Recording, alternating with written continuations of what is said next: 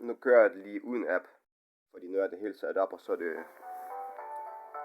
det meget nemt. Man trykker på tændknappen, det har jeg lige gjort lige for et øjeblik siden. Og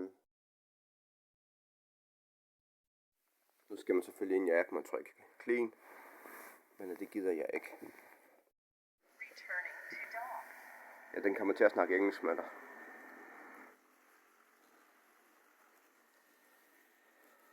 Og nu giver den lidt udfordring. Nu sætter jeg på et tæppe, så den kan finde ud af det.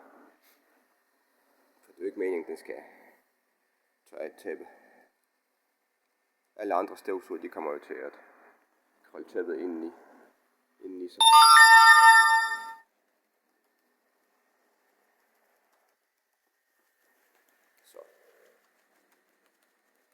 Men ham her, han kan faktisk gå ind. Selv på et sådan sindssygt krøllet tæppe kan han gå ind og lade. Her der har jeg skrevet beskidt vand. Og her, det må du så gætte sig til, det er så rent vand. Så du skal åbne sådan en her. Og så skal du have rent vand ind i den her. Og så sætter du den ind. Og så alt det beskidte vand, det kommer ned her. Og den skal jo så bare tømmes.